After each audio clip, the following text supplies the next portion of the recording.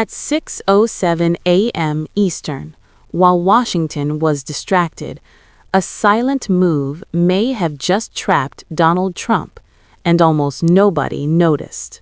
At 6:07 a.m. Eastern, while most of Washington was still treating this like another noisy trade skirmish, something far more dangerous came into focus. Not a headline, not a press conference, not a viral clip, a pattern. And if you look carefully at the sequence surrounding Carney, CUSMA, and Trump, what emerged was the outline of a move that could reshape the balance of power across North America for years. This is bigger than a tariff fight. Let me tell you something. What may be unfolding here is not a simple disagreement between Ottawa and Washington. It looks more like a rules-based trap, a pressure chamber built inside the very architecture of North American trade. And if that reading is correct, then the next 72 hours, the next 2 weeks, maybe the next 2 months could redefine how middle powers fight back against political shock tactics from the United States. This is not gossip. This is not rumor. This is not clickbait. I need you to understand the weight of what I'm about to tell you. Because if Carney has done what I think he has done, then Trump was not hit by a loud frontal attack. He was drawn into a quieter, colder, far more devastating game. Subscribe to this channel right now and turn on notifications because the next 3 days could determine whether this becomes a contained confrontation or the beginning of a permanent rupture in the North American economic order. Let's rewind the clock 72 hours and trace exactly how we got here. First came the noise, public statements, aggressive posturing, the usual theater that everyone in politics pretends not to love while feeding on it every hour of the day. Then came the language shift that mattered. Not emotional language, not nationalist slogans, legal language, treaty language, compliance language. The kind of language markets hear before governments act, in boardrooms hear before supply chains move. That was the first tell because CUSMA, the Canada-United States-Mexico agreement, is not just a trade deal. It is a rules cage. It is a mechanism. It is a system built to convert political threats into legal exposure, commercial retaliation, investor panic, and eventually domestic pressure. Here's what most people don't understand. When a leader like Trump escalates in public, everybody watches the speech. When a strategist like Carney responds, the real action is often buried in sequencing, timing, and who gets called before the cameras ever roll. Tuesday morning, the surface story looks simple. Trump sounded dominant, Ottawa sounded defensive. Commentators did what they always do. They judged the fight by volume. They judged strength by who seemed angrier. They judged leverage by who had the bigger economy. That was the mistake. By Tuesday afternoon, the smart money would have been looking somewhere else entirely. Not at the microphones, at the legal channels, at the treaty options, at business exposure, at the sectors that cannot tolerate prolonged disruption for 30 days, let alone 90. Auto parts, agriculture, energy inputs, cross-border logistics, aerospace components, pharmaceuticals. When those sectors start gaming out scenarios, the politics changes immediately because every hour of instability has a price. And that price does not stay in Ottawa. It lands in Michigan, Ohio, Pennsylvania, Texas, Illinois, and beyond. And here's the detail that should terrify anyone who thinks this is just a political food fight. The trap, if there is one, does not require Canada to overpower the United States. It only requires Canada to make the cost of unpredictability intolerable for the coalition Trump needs most. Think about that. The old assumption in Washington has always been the same. America is bigger. America can absorb more pain. America can force the pace. But trade conflicts are not won by size alone. They are won by pain concentration. Who feels it first? Who feels it hardest? Who picks up the phone at 8:30 a.m. and tells the White House, the Hill, or the campaign that this has to stop? Hit that like button if this is making sense so far, because once you see the structure, you cannot unsee it. Now, let me take you into the room, because the most explosive part of the story is not the public argument. It is the possibility that Carney's move was designed to turn Trump's favorite battlefield into a liability. Here's what you need to understand about Carney. He is not built like a retail politician. He is not a rally politician. He is not a cable news knife fighter. He is a systems man, a central banker's mind in a political crisis, a person trained to think in contagion, incentives, second-order effects, and mechanical inevitability. That matters more than people realize. This is a person who understands that power is not always exercised through dramatic gestures. Sometimes it is exercised by narrowing the options available to your opponent until every path in front of them gets worse. Not with noise, not with insult, with structure. And Trump, for all his undeniable instincts about narrative dominance, has always had a vulnerability in exactly that zone. He thrives in asymmetry, when the other side is slower, more fearful, more divided, more deferential. He is less comfortable when the other side refuses the emotional script and instead uses law, markets, allied coordination, investor psychology, and domestic business pressure to box him in. Here's the kicker. The hidden SOMA play, as I read it, is not Canada beats America. That is childish. That is not how adults think about trade warfare. The real play is Canada forces the American system to discipline its own political excess. Read that again.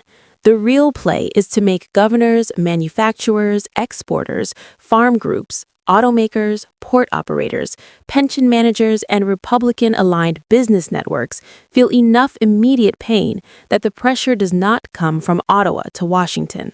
Comes from inside America. That is a completely different battle. Receipt number 1 is the treaty logic itself. CUSMA exists to channel disputes into formal processes. That means every threat, every unilateral move, every attempted carve-out, every punitive measure can be translated from politics into procedure. Procedure becomes delay. Delay becomes uncertainty. Uncertainty becomes cost. Cost becomes lobbying. Lobbying becomes division. This is not abstract. This is Wall Street code for rising risk premiums, deferred investment, revised earnings guidance, and CEOs quietly telling politicians to stop playing games with their capital budgets.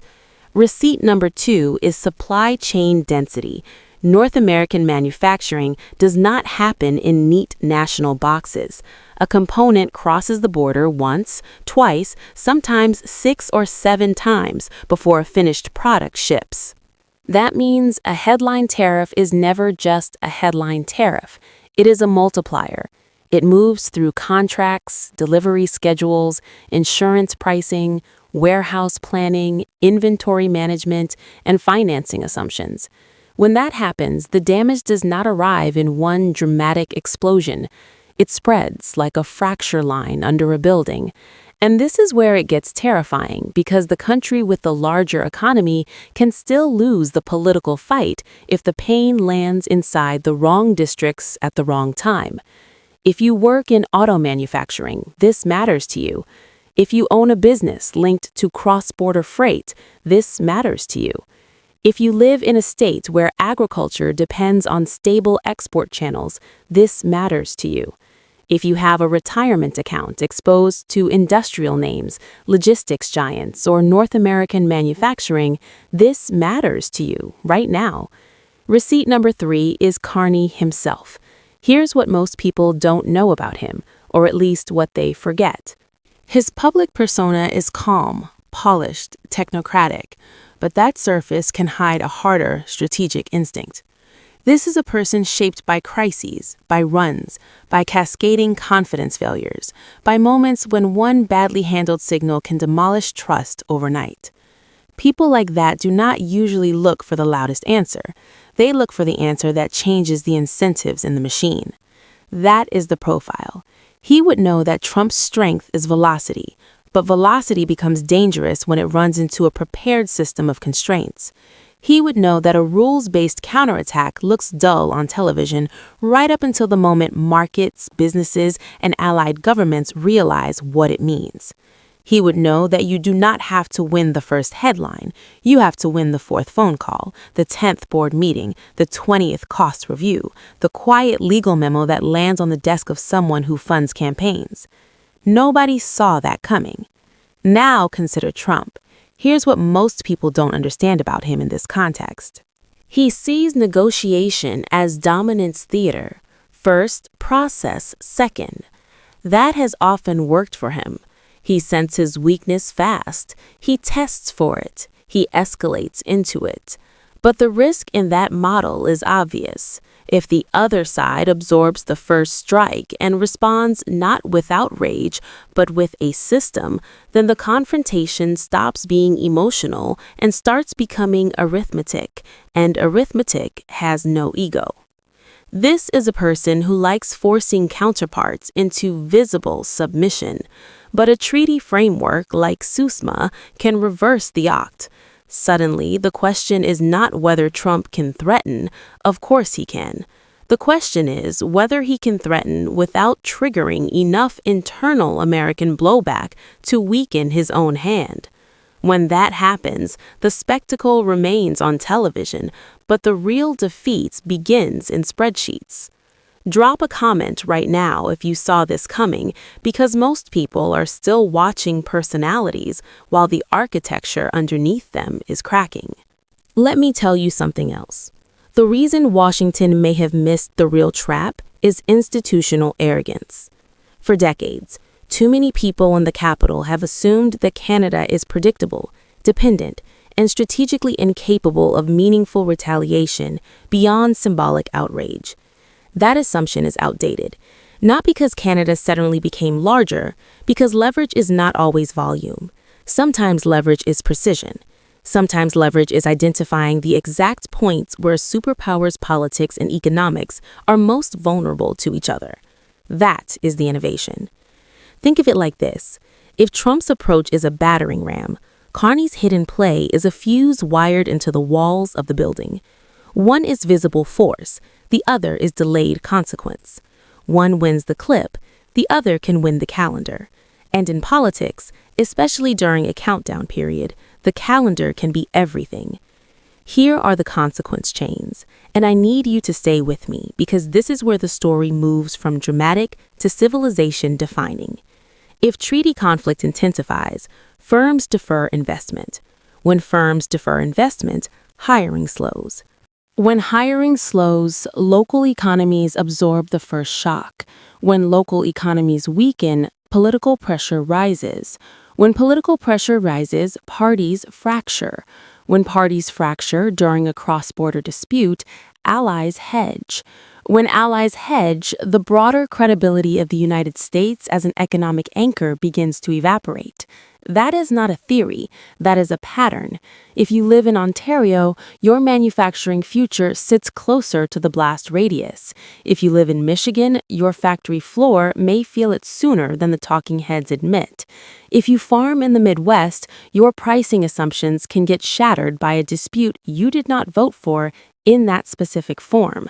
If you work in trucking, customs brokerage, warehousing, rail, steel, aluminum, food processing, machinery, or energy support, you are already part of the map, whether you know it or not. This is how fear spreads. Personal first, then community, then national, then international, then economic. Because beyond wages and prices lies something bigger, the moral authority of rules-based integration itself. This isn't just about CUSMA. This is about whether agreements mean anything when power gets impatient. This is about whether medium-sized democracies have any option besides surrender when a larger neighbor decides the rules are inconvenient. This is about whether North America remains a governed economic space or collapses into permanent improvisation. And permanent improvisation is catastrophic. Here is the hidden implication nobody wants to say out loud. If Carney's move works, even partially, he does not just blunt Trump, he shows every allied government on Earth a blueprint for surviving coercive politics from a larger partner without matching aggression decibel for decibel, a blueprint for converting treaties into pressure systems, a blueprint for making business interests, legal obligations, and political timelines collide on your opponent's side of the border. Smash that like button if this blows your mind, because this is not just a Canada story.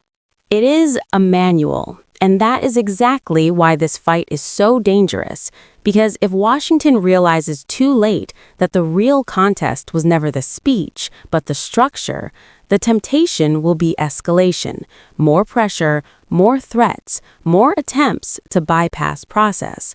But when process is the battlefield, escalation can be self-destruction. When X happens, Y follows. When Y follows, Z becomes inevitable. Threat becomes countermeasure. Countermeasure becomes uncertainty. Uncertainty becomes capital flight, political panic, and allied distrust. Nobody wins. Now I see two paths and no middle ground. Path 1 is the difficult, hopeful path. Cooler heads prevail. Trump, or the people around him, recognize that continued escalation triggers concentrated domestic pain. Carney, for his part, uses the treaty architecture not to humiliate, but to stabilize. Quiet channels open. Sector-specific carve-outs are negotiated. Enforcement is slowed. Public rhetoric stays hot, but private de-escalation begins. Governors start breathing again. Business groups stop flooding offices with emergency calls. Markets price out the worst-case scenario. That is the hopeful path, but it requires something rare. It requires Trump to tolerate constraint. It requires Carney to resist overplaying a strategic advantage. It requires both systems to choose durability over ego. And history is not especially generous about those odds. Path 2 is the catastrophic path. The dispute hardens. Each side decides visible toughness matters more than system stability. Treaty mechanisms get weaponized faster. Retaliatory logic expands. Investors freeze projects. Manufacturers reprice risk. Supply chains reroute at enormous cost. Domestic political factions accuse each other of weakness or sabotage. Allies begin planning around American unpredictability rather than through American leadership. And once that happens, something profound breaks. Trust collapses. Then the dominoes start. First contracts, then investment, then employment, then political cohesion, then alliance credibility, then the idea that North America is a reliable strategic platform. Nobody wins. Everyone bleeds. And the old assumption that the United States can impose uncertainty without eventually paying for it finally dies. I think we are closer to path 2 than many people want to admit. I hope I'm wrong, I genuinely do. But when leaders start treating integrated systems like props in a domestic spectacle, the damage can become irreversible long before the cameras move on. Here's what I know for certain. The relationship between power and rules in North America will never be the same after this. Even if this gets patched up tomorrow, the trust is broken. You can't unring that bell. You cannot tell investors, workers, exporters, and allied governments to forget what they just learned about how fragile this architecture really is. And here is the deepest lesson. Carney, if this reading is right, did not simply countertrap. He demonstrated a blueprint not for loud resistance, for disciplined resistance, for how a smaller actor can force a larger actor to confront the costs of its own behavior, for how treaties, markets, and institutional pressure can become a shield and a weapon at the same time. The question now is whether Washington learns the lesson or doubles down on the illusion that size alone guarantees obedience. I'm not optimistic, but I've been wrong before. Maybe the system self-corrects. Maybe the adults in the room act before the countdown runs out. Maybe, but maybe not. So what do you think? Is Carney saving the rules-based order or gambling with an already unstable one? Is Trump being strategically cornered, or is this just the opening round as something even bigger? And the biggest question of all, when great powers stop respecting the systems they built, what exactly replaces them? Drop your answer in the comments. I read every single one. Subscribe if you haven't already, because the next moves, the next signals, the next 24 to 72 hours matter more than most people realize. The story isn't slowing down. Don't look away.